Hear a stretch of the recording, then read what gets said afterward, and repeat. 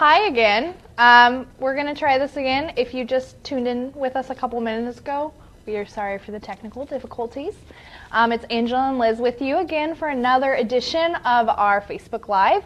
We just want to fill you in on some of our trending topics, talk about just current events, and as normal, we are following along on Facebook, so feel free to comment, ask us questions, and just, let us know what's going on. Yeah, we know what's on everybody's minds this week is what's happening tomorrow. We are big day. Going to see the inauguration of the 45th President of the United States. In case you haven't heard, that's going to be Donald Trump. Just in case you missed that one. But we know it is the most hyped up event of the past 2 years, has all been leading towards this day. So everyone's waiting to see what's going to happen. Let us know, will you guys be watching the inauguration? Are you going to a watch party? Are you going to curl up on the couch and watch history happen? So we'll all be looking at the Capitol building tomorrow. And the victory we have to report to you happened in the Capitol building. Yes. So I'm sure a lot of you saw the video from us last week on Capitol Hill, and we are super excited to announce that the Caps's pig painting was officially taken down over the weekend. So that is a victory for StandUnited and the thousands upon thousands of people who signed and contacted their congressmen telling them why this particular piece of art had no business being located in the Capitol. Yeah, the architect of the Capitol heard the huge public outcry that was happening on StandUnited. They saw the huge list of signers that we had that many of you were a part of. And they went back and said, wait a second, this thing never should have been displayed where it was. They violated the rules to begin with. So that is politics aside. That is the whole point of the contest, was to set aside political differences. And now we're finally getting Congress to play by their own rules, and that's thanks to you. And thank you. We just wanted to thank everyone who took part of this. There's a huge social media campaign behind it, just from people sharing it and signing. And this is just a great example of how awesome and powerful petitions can be. And we just want to keep you updated on those things and thank everyone who was involved in that process. Right. So as we're on the topic of the Capitol building, and as we're on the topic of the inauguration, there is a huge a huge set of goals that President-elect Trump set out in his first 100 days. I think he called it his contract with the American voter. Yes. And in that contract, one of the most important things in it was repealing and replacing Obamacare in the first 100 days. And that's a tall order. You think about how long it took to get that law passed. Yes, that is a huge deal on how to, repeal it, how they're going to fix the system, and it will affect a lot of people. Right. I mean, it's going to impact every doctor's visit you have, which is either a great thing to think about, but also kind of a high pressure thing to think about. We want to make sure that, one, they're held to their promises, and two, that our elected officials are able to replace a system that has raised a lot of people's premiums, that's forced a lot of people to change their doctors, that they're going to just find a better way. So there's a petition on the site now. The author's Americans for Tax Reform, so hello, ATR. And they're at over 15,000 signatures. So, I mean, you think the clock hasn't even started on the first 100 days yet. And we already have that many people saying, do your jobs. Totally. So let's hope that the soon-to-be President Trump and Congress are able to work together on this, on something that will be good for everyone. Definitely. There are quite a few different plans that have come out. I don't know if anyone's picked a favorite. I don't think I've picked a favorite yet, but there is the incoming Secretary of Health and Human Services, Tom Price, has a plan. Rand Paul has his own plan.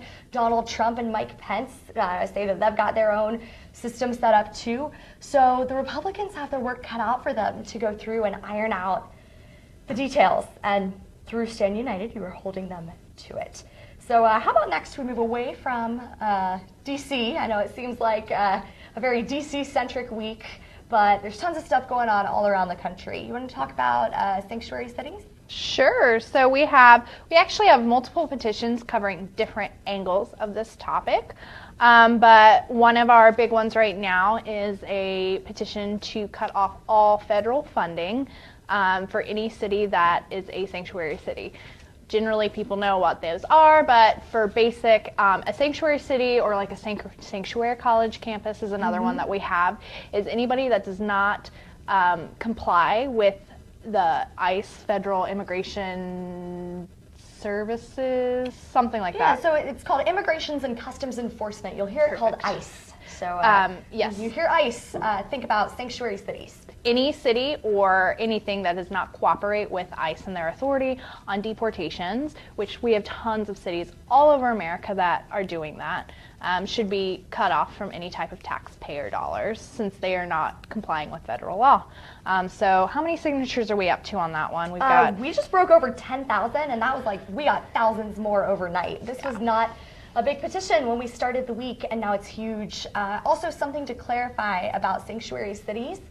A sanctuary city does not mean that, okay, let me backtrack. A non-sanctuary city does not mean that people are going to show up and deport people who are residing in America illegally. Non-sanctuary cities don't necessarily do that. But what they do is when someone is here illegally and then they commit another crime, they're under arrest for something else, then that person should get reported to ICE, which is what Liz just mentioned. It's Immigrations and Customs Enforcement.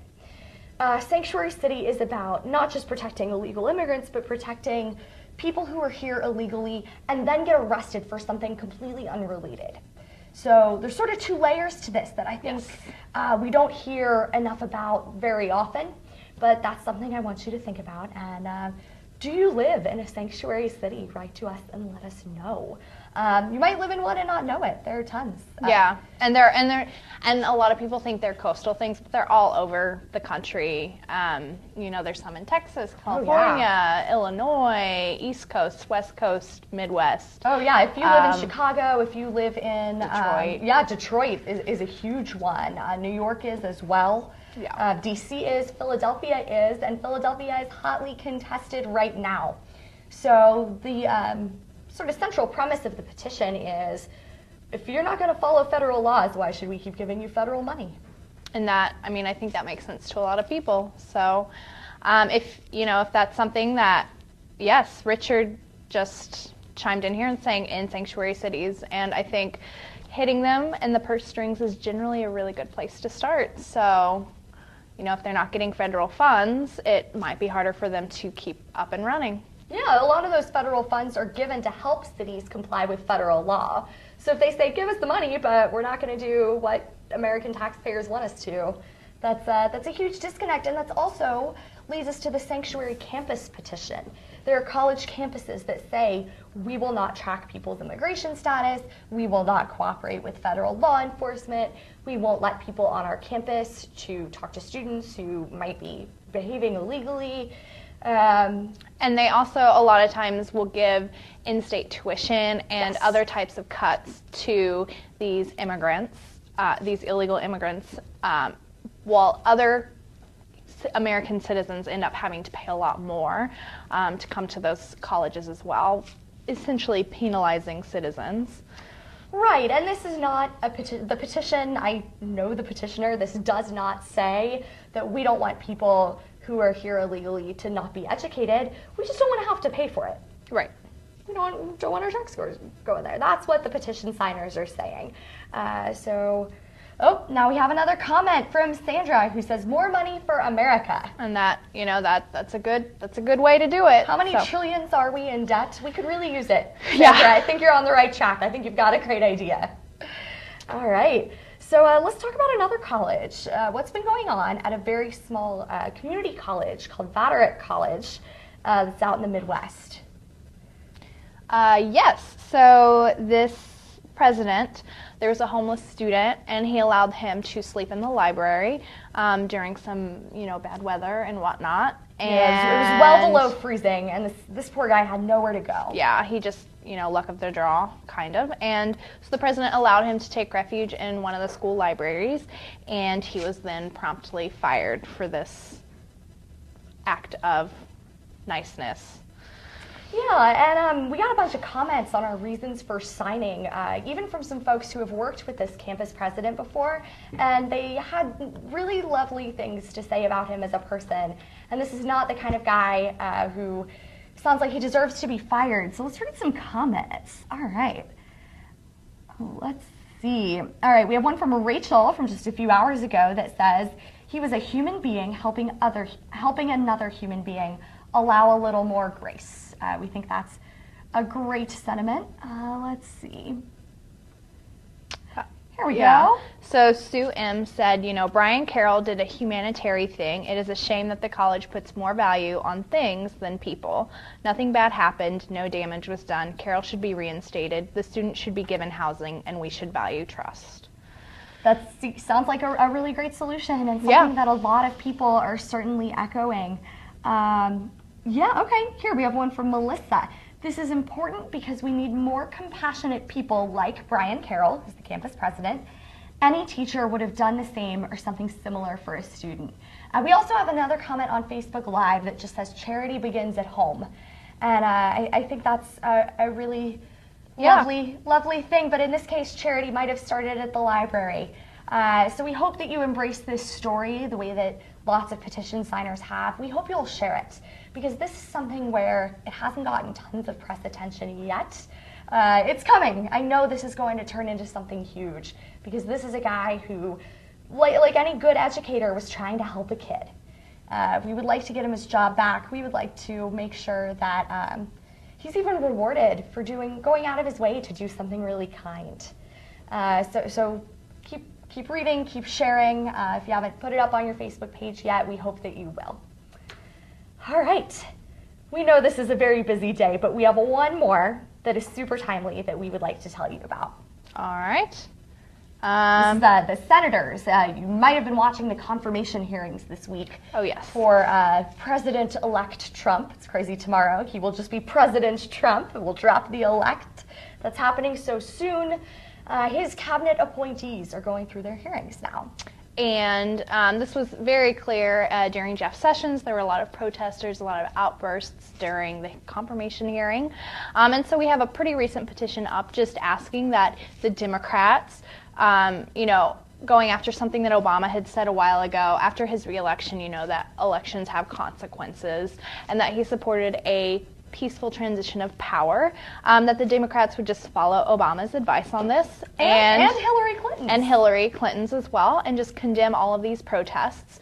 It's one thing to ask tough questions, which is every part of those hearings, but to allow, continued badgering and a lot of the protests and riots that are breaking out around these, just that Democrats would actually stand up and support this peaceful transition of power. It's part of every president. And as Obama said, elections have consequences. Yeah, definitely. So it would be really something to see the Democratic Party or even the Senate as a whole make this statement of unity and, you know what, we had a free and fair election. You might not like the outcome. You might love the outcome. Either way, you need to respect the dignity of the process. I also want to answer a question that we got on the Valorant College petition about a homeless student. Someone named John has asked us, was the student an American citizen? And the answer to that, John, is we don't know. This person's name has not been released to the public. What we do know is this is someone who would have been in great medical danger if they were out on the street in sub-freezing temperatures. So the university, the college campus president tried to do a good thing, and we don't know who received this random act of kindness. But we do know that Brian Carroll, the campus president, should not be punished for doing something good. And here we're seeing an alternative solution, that he might have overstepped his boundaries. Someone named Joe is saying that he should have taken the homeless man home or put him in a hotel. Again, those are really great suggestions. And those, we're not saying that it's a bad idea in the slightest. We're just saying that, we think that a well-intentioned person shouldn't lose his job. Right. So that's the petition. We're not going to make you sign it. We're not going to knock on your door. It's just one idea that is as of many. And Joe and John, we're thankful that you're sharing your thoughts on this as well. It's great to get your input. So we're very grateful for that. All right. Okay, so everybody have a great weekend. Be safe if you are attending inaugural festivities, whether We're they watching be... them from home, I'm sure. Yes. Just, have fun tomorrow as you follow the activities. It should be an interesting weekend for sure. Absolutely, absolutely. And go sign the Repeal Obamacare one. We got 100 days. The clock's ticking. We'll see you guys next week. Bye.